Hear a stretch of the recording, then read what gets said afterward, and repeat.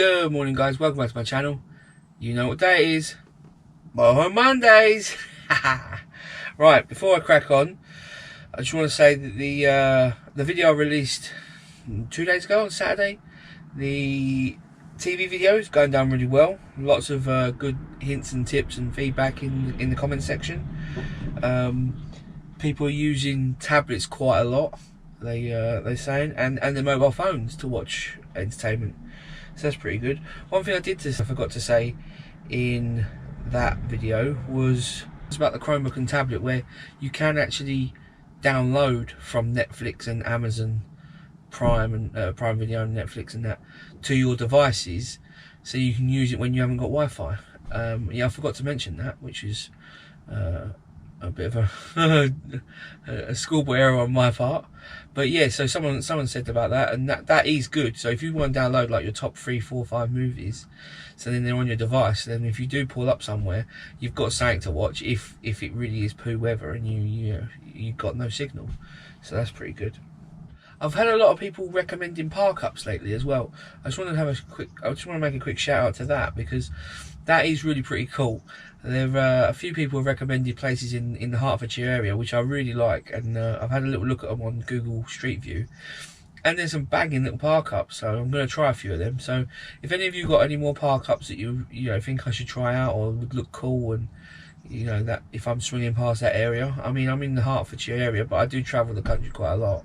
So if you've got any little cool park ups, then yeah, feel free to drop them in the comments below. I'll definitely appreciate them, and I'll add them to my map. The last thing I want to say before we get into the questions is my next video will be my trip to Manchester. So that will be coming out on Friday. I'm editing that now, and it's going to be like my trip up to Manchester, and where it features an awesome burger van in Milton Keynes. So that is coming on Friday, so look forward to that. Right, let's crack on with the question, shall we? So, first question: do you use a Bluetooth speaker with any of your devices? Now, I think this question comes from the video I just released about the TVs and watching things on tablets and that. Now, I use this. It's an Anchor. It is a Bluetooth speaker, but it's also got auxiliary in. It's an Anchor Soundcore 2. Brilliant little thing. It is like a splash proof as well, so you can use it by the pool, or if you're going to use it like by a river, lake, fishing, whatever. So it is Bluetooth, and it's got like 24 hours battery. You just charge it up with your micro USB, and it has got auxiliary in, but it is Bluetooth, and this thing actually pounds music out. Really good. If you're going to use it, if you're going to watch a proper movie and you want some sound, then whack that on. And yeah, and I think they're about, I don't know, 30 quid, 20, 30 quid, something like that. I'll link it in the description below. But yeah, brilliant. Next question: what power banks do you use? Shouldn't have one them to hand, but I use, again, same brand, Anchor. I use Anchor power banks. The Power Core, I believe they're called. There's the latest one I've got is a 26,000 milliamp, which is brilliant, really is. It's got 2 ports, one fast charge and a normal charge, and then I've got a few of the 20,000 milliamps, and I've got one of the 5,000 milliamps. So yeah, I can't recommend them enough. Anchor are a brilliant brand for their products. I haven't found anything wrong with their products lately.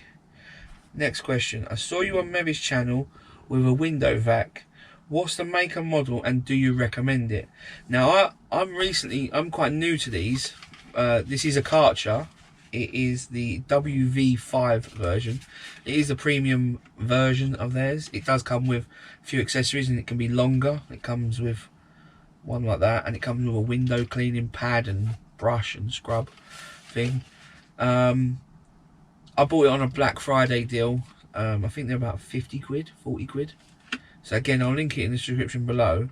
But yeah, I mean, I tried Gadget John's one. I think his was the one down from this, and it's the first time I've ever tried one, and I was pretty taken back by it. And now I use it every night.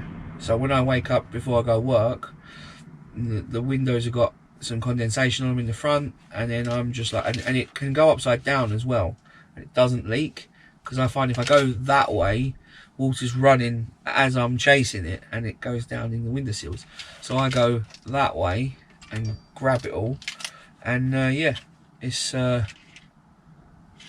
definitely worth it. I mean, there are cheaper versions out there, but I think they leak. I think a few people have said that they leak, especially if you start throwing them around upside down and that. But no, I love it now. It's daily use. It does collect an amazing amount of liquid, really does. Next question. I see you've got a PlayStation in your motorhome. What do you play, and is it power hungry? I don't really play it that much. I'd like to be a gamer, but after an hour of playing something, I'm bored, and that quenches that thirst of the gaming itch for probably like 4 or 5 months. So when I do play, I play things like Grand Theft Auto or Call of Duty or things like that. Just shoot 'em ups, really. So typical lad, really, just shoot 'em ups. Not. I do like a game of golf on there as well. I do like a game of golf actually in the real world as well, to be fair. A bit of trivia there. Not very good, but I do like it. So yeah, it is power hungry. It's using probably 2-3 amps an hour, 4 amps an hour. But if I'm only using it for an hour, then, you know, an hour and a half, it's not really that killer. But you've got to use the TV obviously as well, so you are probably rocking 5-6 amps an hour, maybe more. How comes you don't use a generator for power? Right, well, I am urban, hence the urban motorhome. I can't be getting a generator out at the side of someone's street, at the side of someone's house, and then letting it rip up and start going, because one, that'd do my head in. I try and find as quiet places as possible, little bungalow communities, so it's nice and quiet. Two, I'm gonna go to bed, you know. I'm gonna be up for 4 or 5 hours in the motorhome, then I'm going to bed, you know, ready for work that night. So the amount of power I'm going to get out of it is going to be minimal. I can't leave it outside because someone will nick it. Yeah, it's just not practical. I went with the solar, and although I've had solar issues, I think solar is the way to go. I mean, I wouldn't mind one, like as an emergency, if I was constantly travelling and then I was up in Scotland in the middle of nowhere, then yeah, turn it on, let it run, you know, get a long extension lead, put it 20 feet away from you, put a bag over it, put a cover over it to keep it, you know, protected from the conditions, from the weather, if you can, and then let it rock and roll. But I'm not doing that, so no, that's the reason why I don't. Did you transfer your no claims discount from your car to your motorhome policy when you got it? I'm with Adrian Flux, and they don't really transfer for whatever reason, because it's a separate policy, it's a new policy. But I think they give you like a goodwill gesture, one discount or something for so many you got, or like a 10% thing. But no, they don't really transfer. Some companies will, some companies won't, but mine didn't, and it's not really. That whole no claims bonus, you know, discount thing, I think is a bit of a scam, really. They don't really. They're insurance companies. They don't like giving you money off. Let's be honest about that. Right, and then this one, touching wood. If your motorhome was written off, which they don't wish, and they say good, you know, stay lucky in the end of this comment. If your motorhome was written off, would you buy the same or would you buy different, aka bigger, smaller, newer, different style? What would you do? Okay, if it was written off, then yeah, I'd probably buy similar. I'd probably buy the same. I might buy one with a dinette area, so you still got the lounge area like this, you still got the bed up in the top, still got the kitchen at the side, and then I'd like maybe a little dinette area where you got just a couple of bench seats and a table. So it might be classed as a 6 berth or a 5. I don't know if it's a 5 berth or a 6 berth. because obviously there's 2 down here, there'll be 2 up in the front, and then that dinette would break down to probably a double bed.